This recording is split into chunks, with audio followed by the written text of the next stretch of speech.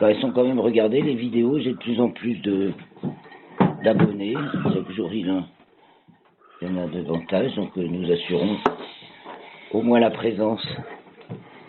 Oui, alors reprenons. On disait qu'on était...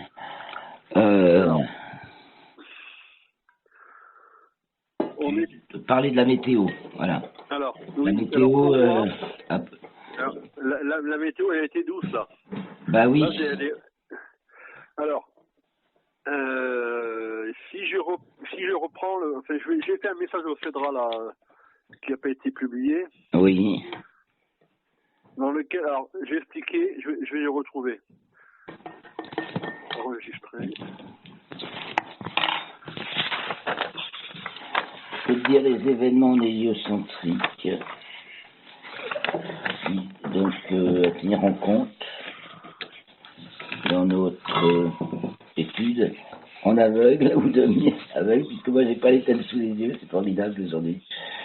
Un enregistrement audio seulement. Christophe est devant son ordinateur, il va accéder il peut avoir les thèmes, et moi j'ai les données mais sur papier et je ne peux plus allumer mon ordi, donc on va commenter comme ça les thèmes de la nouvelle lune du 2 janvier et du premier quartier le 9 janvier.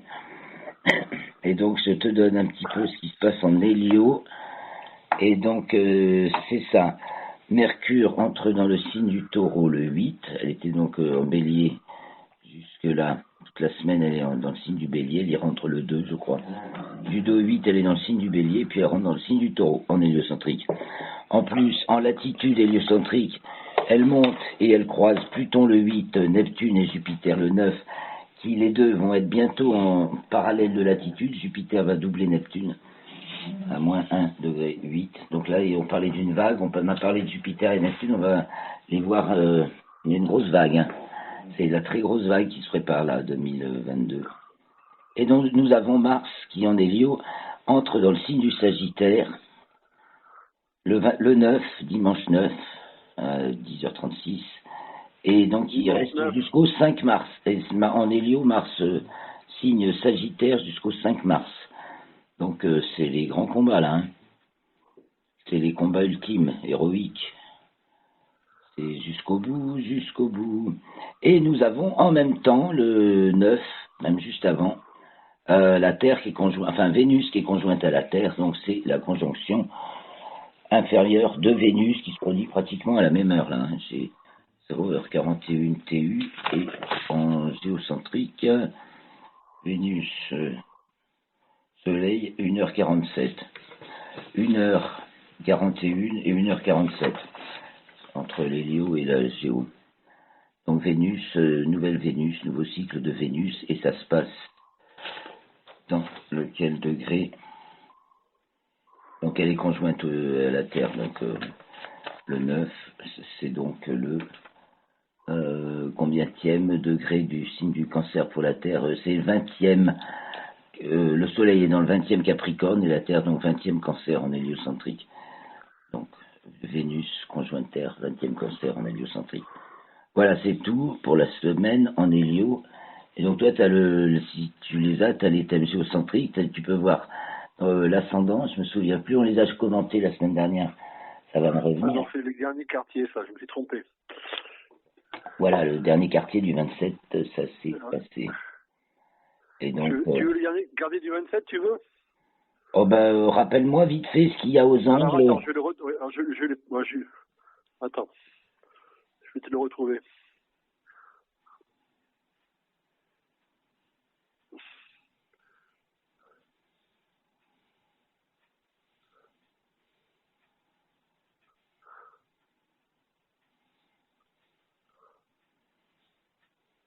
Oh ben, tiens, oui. Je continue, je regarde mes parallèles de latitude héliocentrique toujours, et je vois que Mars va être qui descend, et parallèle Uranus qui monte le 13. Donc il va y avoir encore un effet de levier et de bascule là. Il y a poum, un truc qui s'assoit et puis ça fait monter l'autre. Voilà, le dernier quartier, voilà. J'ai le dernier quartier du 27. Alors, rappelle-nous le dernier quartier du 27. Saturne est sur le fond du ciel. Ah oui. D'accord, c'est la fin. La Lune est en 11, le Soleil en 3. Et en 3, il y a Pluton, Vénus, Mercure. La conjonction Pluton-Vénus-Mercure en 3. Saturne sur le fond du ciel. Qui se tient en plus, hein, tous ces jours-ci. Ouais. Hein. Et Mercure qui fait jouer le thermomètre. On peut passer de conditions. Alors, soit on est sur le côté vénusien et c'est plutôt chaud et doux et chaud, et sinon c'est la grande rigueur. Donc on peut basculer facilement de l'un à l'autre. Hein. Et donc on a des... Ouais.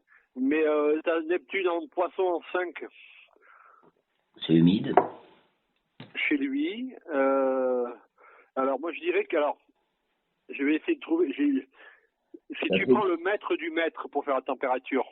Ben, en tout cas, c'est des températures fraîches. Mais c'est plutôt doux. Oui. C'est doux, c'est ni trop chaud ni trop froid, mais c'est frais. Mais c'est tout. C'est pas, il n'y a pas de grand froid avec Neptune. Certes, Neptune, c'est vaste. Non, mais le truc, c'est que Mars, c'est que, en fait, je pense que Pluton, Mercure est en Capricorne, il est sous l'influence de Mars, qui lui est au début du Sagittaire. Et pour Duperron, c'est une période de redoux. Début Sagittaire. Oui. Et dans la deuxième moitié, il fait plus froid. Voilà. Quoique, franchement, c'est pas ce qu'on observe, je trouve, ces dernières années en tout cas. Il y a toujours un coup de froid au début du Sagittaire, hein, le Soleil, début Sagittaire, vers le 22 novembre. Fin novembre, début décembre, il fait froid. Et puis ça j'ai remarqué ça, mais même dans les années 80. Après, il y avait un redoux. Il y a toujours un redoux, souvent un redoux, plus ou moins prononcé. Et je trouve que c'est curieux, j'aurais pensé plutôt le contraire, même parce que le principe même du Sagittaire, c'est la D-, c'est vitesse d'inhibition, c'est excitation associative, vitesse d'inhibition. Donc c'est le froid, c'est le côté, ça va être le côté du froid qui va prendre en premier, puis après il y a peut-être le relâchement, rappel. Bon, toi tu vois moi je serais assez d'accord avec toi, même si on n'y arrive pas avec les mêmes arguments. Encore quelques jours. Ouais. Encore quelques jours. En plus, c'est ce que la météo semble avoir annoncé. Oui. Après, des fois, comme ils se trompent aussi, justement, on peut voir si on confirme ou si au contraire on dit le contraire. J'ai regardé les ingresses là, jusqu'au 6, les ingresses lunaires, et je vois le froid à partir du 6. Et bien c'est pour ça, c'est là que la Lune rentre en Poisson, donc elle va sur Jupiter et elle va rejoindre Jupiter et Neptune, qui sont donc dans quel thème Neptune est en maison 5? Dans le thème du dernier quartier. Oui, alors ça c'est pas... Ah oui, alors... Eh bien tu vois, ça fait ce temps très doux, justement. Maison des températures, Neptune, qui est quand même un facteur ascendant. Et puis il y a des trucs qui doivent nous dire que c'est extraordinaire pour la saison, genre Uranus, carré Saturne quelque part, qui nous fait un temps complètement contraire, extravagant, des chaleurs vraiment un peu extravagantes pour la saison, mais vachement fabriquées, quoi, vachement accentuées artificiellement. Hein. C'est artificiel en plus. Hein. Cet Uranus tout dissonant là est très artificiel. C'est vraiment le mot, hein, artificiel.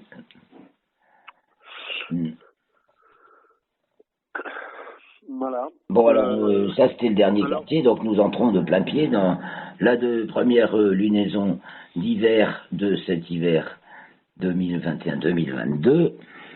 Donc c'est 0 avec aussi qui est marqué aussi par la nouvelle Vénus. Donc nouvelle année, solstice, nouvelle année, nouvelle lune, nouvelle Vénus pour le premier quartier.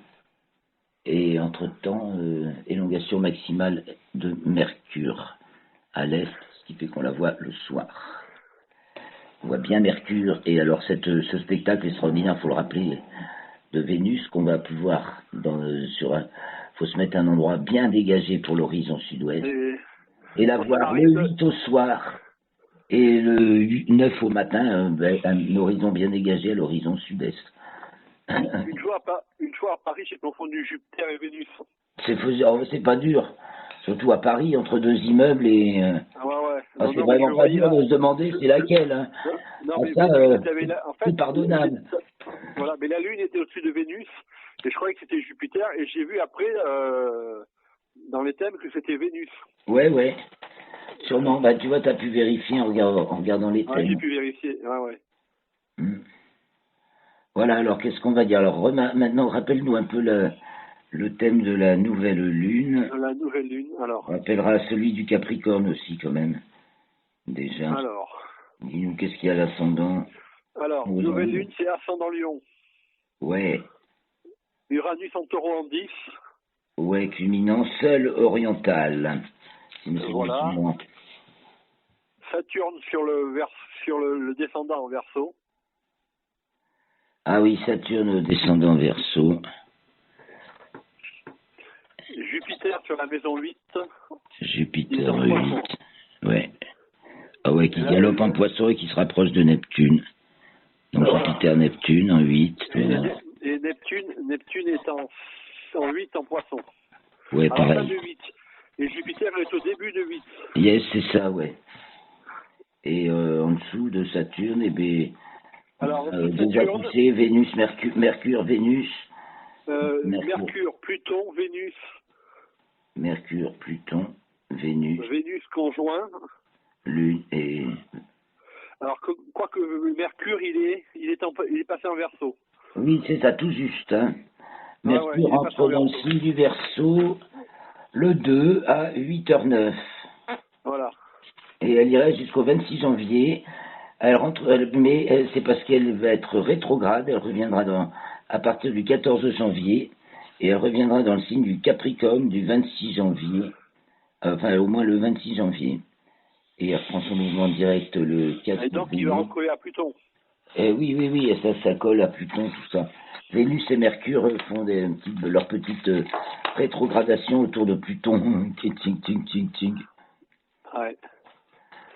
Ah, ça travaille tout le monde en profondeur, mais alors, alors on peut voir le poison qui affecte les créatures, mais avec Pluton et Mercure, Vénus, c'est les gens, quoi, vu de près et de loin. Alors, donc, ouais. Déjà. Donc, ça veut dire qu'il peut se passer quelque chose autour du vaccin au 26 janvier. Moi, il faut se méfier de ça, mais soit ça fait rien, soit ça fait des dégâts mortels, soit évidemment c'est la roulette russe, c'est-à-dire il y en a à qui ça fait rien, d'autres des dégâts mortels. En attendant, ça plante quelque chose, ça plante une graine. Tu vois, la nouvelle Vénus qui se fait conjonction à Pluton.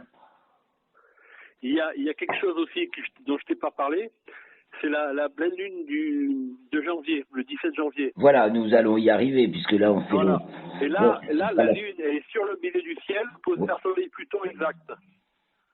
Elle est sur le milieu du ciel. Opposée à la conjonction Soleil Pluton. Ah oui, parce que c'est le jour où, oui, c'est ça, on l'avait vu l'autre fois. Ça y est, je me rappelle. C'est le jour de la conjonction Soleil-Pluton, oui, donc on verra. Pluton. Bon, donc là, moi, je dis qu'il va falloir se méfier parce que bon, j'ai lu des choses qui sont sorties dans le Canard enchaîné. Vas-y, raconte. Alors, l'histoire de Brigitte Macron. Ouais, alors on en a trop parlé hier. C'est excellent cette histoire. Et franchement, ça tient la route. Et ça rajoute. Alors, si c'est pas Vénus-Pluton, ça. Ah, ça se cache derrière. Ah la vache. Ah, oui, c'est vraiment Vénus, c'est l'apparence incarnée. Enfin, et puis derrière, il y a plein de casseroles, il y a plein de trucs cachés. Il y a ça, et il y a une autre chose dont j'ai oublié. Il y a ça, il y a autre chose dont j'ai oublié. Il y a deux bombes anti-Macron qui couvent. Ah, c'est sûr. Je sais plus ce que c'est l'autre, mais bon, il suffit d'ouvrir le Canard enchaîné là parce que je l'ai pas en mémoire.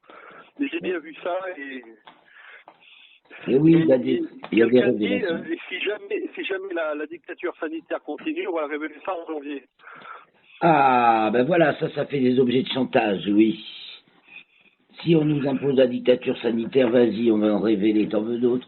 On va en servir à peine. Voilà. Ça, ben oui. Et quand tu vois tous ces épandages là qu'ils font, ben c'est le premier des scandales. Ça fait 20 ans maintenant que ça dure. Mais il y avait autre chose, je sais plus, c'est bon, peut-être les liens de Macron avec Pfizer aussi. Waouh, les liens de Macron avec Pfizer. Oui, mais bon, ça circule, hein, ça. Il y a plein de trucs qui circulent de plus en plus, ouais. Parce que Macron serait le banquier de Pfizer, ou l'ancien banquier de Pfizer. Et ils se sont, oui, forcément, ils sont dans leur, c'est à résoudre ils sont dans le même réseau, ils sont dans le réseau, quoi. Ils sont en réseau. Donc on va voir, parce qu'il y a une pétition aussi qui circule contre les vaccins, le passe vaccinal. Eh ben oui, tu l'as vu, moi je l'ai signé, ça va être celle-là, non, passe vaccinal, là. Oui, alors je sais pas, mais il y a 2 jours, elle était à 1 million. Ouais, c'est ce que je pensais, il faut qu'elle explose. Ouais, moi je l'ai signée, elle était à 600 000, le lendemain elle était à 800, ça monte, c'est non, mais moi je l'ai vu passer à 1 million. Hein. Ah, faut qu'elle fasse plusieurs millions, mais elle peut faire plusieurs millions, je pense. Et ça quand ça arrive à plusieurs millions en si peu de temps, là, c'est qu'il y a une grosse vague, et on la voit venir, la grosse vague, Neptune, Jupiter, là. Jupiter qui colle à Neptune, ça tire la vague, là, ça va la faire monter. Très vite. Ça va arriver très vite. Et il va y avoir... J'ai vu que Jupiter est resté 6 mois dans le bélier, dans le poisson. Elles sont conjointes, le mi-avril, hein, on a vu l'autre fois. Mi-avril, elles sont conjointes, après Jupiter rétrograde. En fait, ça va faire, tu sais, comme la vague, le ressac, et la deuxième vague. Ça fera un peu genre tsunami, et d'ailleurs, il faudra regarder, est-ce que ça fera ça fera peut-être des vrais tsunamis avec l'astrocartographie, là, on peut supposer où c'est qu'il peut y en avoir des tsunamis, parce que là, c'est la grosse vague, quoi. Et oui, puis c'est Jupiter-Neptune, c'est la France aussi. Ah, c'est vrai, on retrouve nos signatures du blason de la France. Non, mais en Vénus. Je sais pas, la dissolution de Chirac en 97, tu te souviens pas de ça? La dissolution de Chirac, en 97, je me souviens aussi. C'est là qu'il est mort. Comment?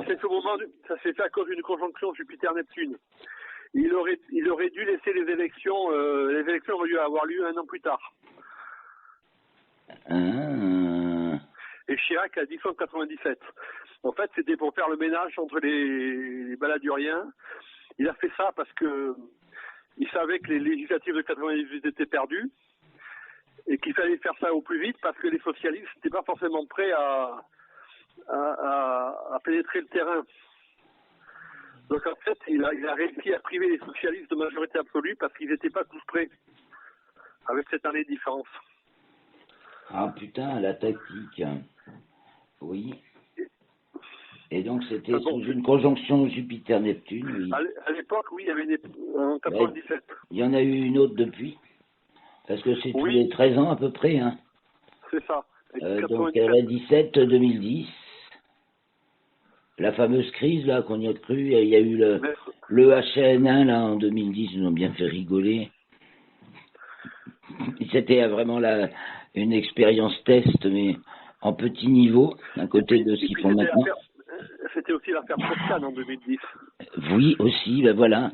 Et voilà, alors, pour une fois, est-ce que toutes les saloperies qui ont pu être faites, tirer des croche-pattes dans les pieds des concurrents, hein, parce que c'est ça, hein. Si c'était dans le sport, putain, ça fait longtemps qu'ils auraient été mis au rencard.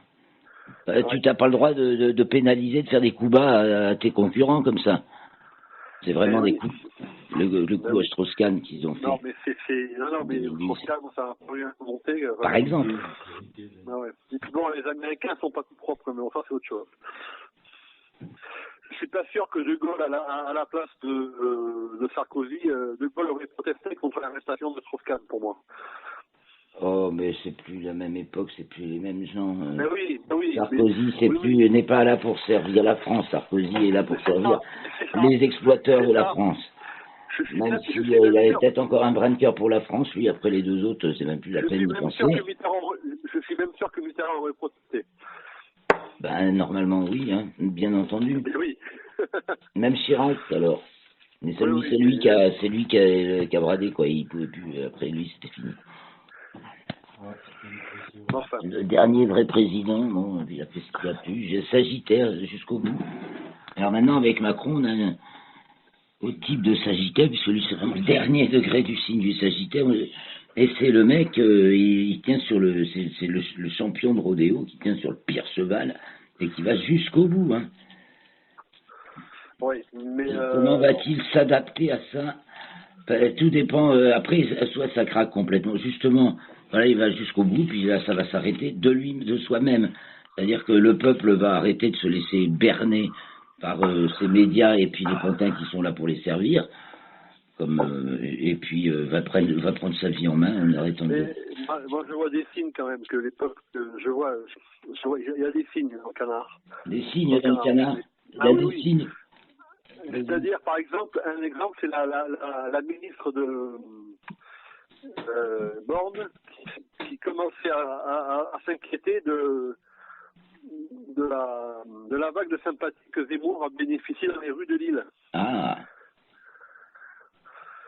Donc, ouais, tu vois, il y a plein de signes pour ça. Et alors, comment il fait son chemin, là, le Zemmour, en ce moment? Écoute, il faut voir son thème, mais faut voir. Et alors, moi, j'avais déjà regardé son thème, mais là, j'avoue que je l'ai pas sous les yeux. Mais Zemmour, il a quand même... c'est sûr qu'avec Pluton, il est très plutonien, donc pour ça moi, j'aime les plutoniens parce que c'est des électrons libres. C'est les seuls qui soient vraiment électrons libres. Après, il y en a qui sont franchement dangereux. Après, je pense que c'est la loi de la jungle totale. Et il faut avoir beaucoup de discernement pour savoir si c'est un bon électron libre ou un boulet de canon qui va te faire... Ouais. Mais il a la Lune sur le milieu du ciel dans sa révolution solaire. Hein. C'est ce qu'on a dit, oui, c'est un indice de popularité majeur. Mais il est certain qu'il est populaire cette année, on entend parler de lui. Donc ça dit pas tout. Est-ce que ça veut dire qu'il va gagner aux élections?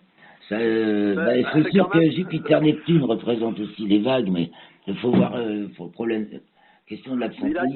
Il a ça au natal, je crois. Hein. Je crois qu'il a un sextile au natal, ou un aspect entre les deux au natal. Entre Jupiter et Neptune? Oui. Il me semble qu'il a ça. Il me semble qu'on avait vu ça, oui, tout lui est favorable alors. Moi, j'entends que des propos discréditants autour de moi. Oui, mais ça fait... Oui. De vipère. Et moi, je l'ai pas encore assez écouté pour... C'est vrai que l'électorat féminin est un peu rétif, mais pas tout. Féminin. Oui. Et il y en a même qui risquent d'aller vers Dupont-Aignan. Ça, c'est une valeur plus sûre. Ça, c'est sûr. Après, si l'intelligence de Dupont-Aignan est de savoir s'allier en plus. Comme c'est un homme qui est vraiment, qui œuvre pour le bien, à mon avis. Lui, il saura s'allier avec les opportunités du moment. C'est un relationnel aussi, hein. Mais oui. Et je suis désolé, pour qu'un corps fonctionne, il faut un bras gauche, un bras droit, une jambe gauche, une jambe droite, de tout, un cœur, un estomac, un foie, des poumons, des doigts, de tout. Donc, au lieu de passer son temps à chier sur le voisin, il y a plein de bonne volonté dans plein de domaines différents. Alors ça, c'est un peu le Sagittaire, Gémeaux Sagittaire. Le Sagittaire va peut-être permettre des alliages, des alliances et des alliages. Mais tu sais que j'ai vu sur Internet... J'ai vu sur Internet, politique fiction, Zemmour président, Dupont-Aignan Premier ministre, Florent Philippot ministre des Affaires étrangères. Ouais.